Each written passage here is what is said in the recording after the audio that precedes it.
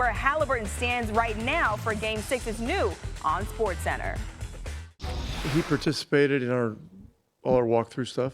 So, but it's a walkthrough, so it's not. There was no real running or moving or anything. So we'll see. We'll see where we are tomorrow. It's a topic that's people want to hear about and know about, and there's going to be a lot of questions about it. But we will not really know for sure until late tomorrow afternoon or early evening. I think I have to be as smart as I want to be. I have to understand the risks, ask the right questions. But I'm a competitor. I want to play. I'm going to do everything in my power to play, and that's just what it is. But, I mean, I think the answer to that is depending on who you ask. NBA reporter Brian Windhorst is with us right now. Tyrese Haliburton, a game-time decision. Wendy, what more can you tell us about Haliburton and their plan for him for Game 6? Yeah, so when you have an injury like this was in the regular season, it would be a no-brainer. Almost all of the players who had this similar injury in the regular season missed games this season.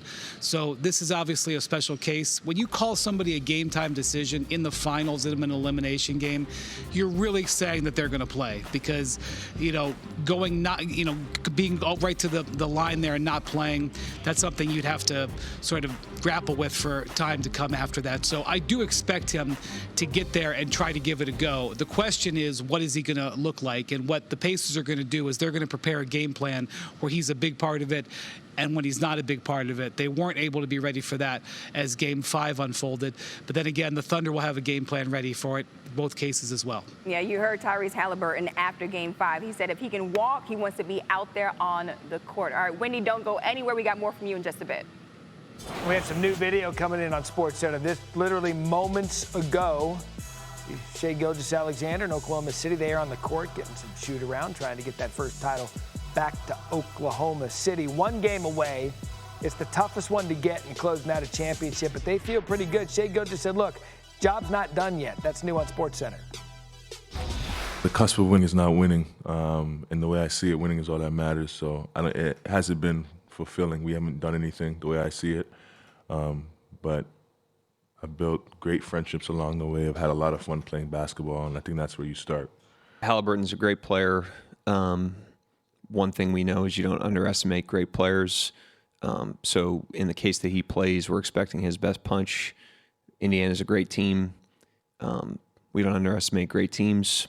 So in either case, whether he plays or not, we're expecting Indiana's best punch, especially at home. And so we'll be prepared for the best punch from both him and the team. So, Wendy, SGA, he's been the story, we know that. But Jalen Williams has had an excellent postseason, highlighted by that 40-point performance in Game 5. So what kind of history are he and SGA looking to make in these finals? Yeah, if you look at the last 3 games, each of them are averaging over 30 points. I mean, that's not something that you see in any stretch of games, much less a final setting. We're talking about Shaq and Kobe, LeBron and Kyrie, Michael Jordan and Scottie Pippen, Kevin Durant and Steph Curry. That's the type of offensive firepower that these guys have been putting up.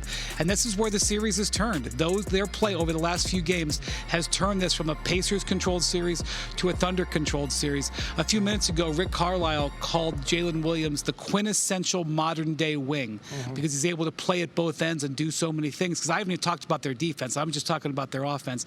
And I couldn't put it better. That is exactly the type of player that is perfect alongside a quintessential modern-day star like Shai Gilgeous-Alexander. And those other duos that you named, the one thing they all have in common, they've won championships. This duo just 1 game away. You get that done, and then you are amongst the all-time greats as far as the finals are concerned. Like Wendy, he's an all-time great.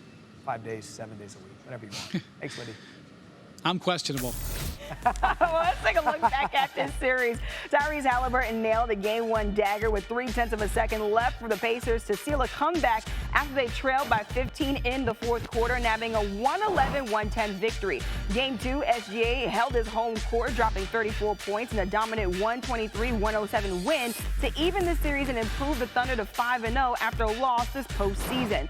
As the series shifted to Indy in Game 3, Benedict Mathurin came up big with 27 points as the Pacers outscored the Thunder 32-18 in the fourth quarter in the win. In Game 4, the fourth quarter rally belonged to the Thunder with SGA scoring 15 points in the final 5 minutes of the game. OKC trailed by 7 entering the fourth and went on to win 111-104.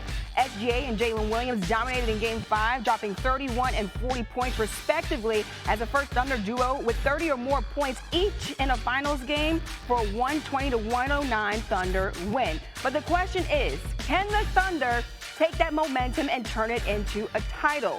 Road teams with the opportunity to clinch the finals are 35 and 45 in those games. The Thunder are 5 and 4 as the visitors this postseason and average nearly 13 fewer points per game on the road than they do at home. Well, let's bring in somebody who knows a thing or two about championships. Basketball analyst Udonis Haslem with us right now. And the Thunder have won the last 2 games in this series. What's been the biggest scene they've been able to take control of in your eyes, UD? Well, I think first and foremost, they got back to the double big lineup. I think that's something that they played into Rick Carlisle's hands early by switching that double big lineup. Secondly, I think their defense is coming back. They're getting into their defensive identity where they're being disruptive, but they're staying disciplined. They're not gambling. They're not giving up easy buckets. They adjusted to pick and roll defense. And thirdly, they're 2 stars. I mean, J-Dub, what he's doing right now is amazing. He's definitely stepped up. His game has gone to a whole nother level. And right now, I think they've taken control of the series. And earlier, we were just talking with Wendy about Tyrese Haliburton. He's a game-time decision. He scored just 4 points in Game 5 as a former player and leader in the locker room. What's your perspective on the team's dynamic when the best player is not at 100% and really a title is on the line right now? Yes. I mean, it's been the power of the brotherhood that's gotten us to this point. So the power of the brotherhood is going to continue to push us through. We have enough in this locker room. We have guys that's been able to step up whenever they've been called upon. So you just look around that locker room and you tell those guys, listen, I got to believe on one night, one game at home against anybody in this league, we can get one. We don't worry about winning a series. We just worry about winning one game in front of our home crowd tonight. There's going to be an X factor. Who is that going to be? Here we go, NBA Finals tomorrow night, Game 6, a closeout potential for the Oklahoma City Thunder. Can the Pacers stay alive? We've got both teams covered. Jamal Collier with the Pacers, Tim MacMahon with the Thunder. Jamal, I'm going to start with you. You were just at Pacers practice. What did you see and hear from the team about Tyrese Haliburton and his status? Well, Matt Haliburton confirmed that it is a right calf strain, and he is going to be a game-time decision for tomorrow. But Haliburton also reiterated something he did after Game 5. That's the fact that he wants to play, and he's going to do everything in his power over the next 24 or 36 hours to get on the court. Pacers had a pretty light day today. Some film, team walkthrough, and Haliburton was a full participant during that. You can see him kind of getting up some shots, moving around with the team. He didn't do any running or jumping, but he is going to do everything in his power to be on the court tomorrow. The question is just sort of how effective that they can get him to. The Pacers have a walkthrough plan for tomorrow afternoon, late evening before the game to, again, test that calf for Haliburton. They know they're going to need him, but the power and the strength of this team throughout this playoff run has been how they've responded as a collective, and how Pascal Siakam said, we're going to need everybody to take a step forward, whether or not Haliburton plays, but they certainly hope that their best player is going to be available for tomorrow. It's one thing to have Haliburton on a court. It's another, like you said, to see how effective he is going to be, because we know he's injured. It's just how much he can get out there if he gets out there. Tim, on the other side, Shai Gilgeous-Alexander has a chance to cap this MVP series with a championship and maybe a finals MVP. What are the Thunder saying about finishing the job and putting SGA in some elite company?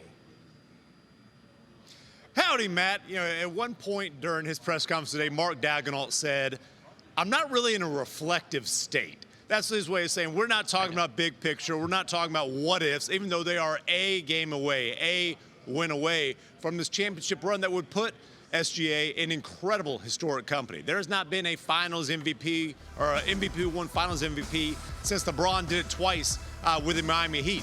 You haven't had a scoring champion win the NBA title since Shaquille O'Neal in 2000. SGA understands how close he is to joining that kind of company. He's just not trying to talk about it. You know, he says he's focused on being the best version of himself for Game 6. He said, I just want to stay in the moment. That's what got him here. That's the approach he's going to continue through the finish line. Yeah, for the love of sports TV, can we not even mention the word legacy for another 5 years with this team? I mean, they're just about to win. Let's just stop. Tim, Jamal, great stuff. Enjoy the game tomorrow night. Thank you. Thunder 6.5-point favorites. Headed into Game 6, this will be the 22nd straight time the Thunder are favorites heading into a postseason game, the longest streak over the past 35 seasons. Wanna try to boast at what I look like. Think I'm gonna try to wear, pull up long range. Jimmy with the heat, I'm on fire. It's NBA on the ESPN.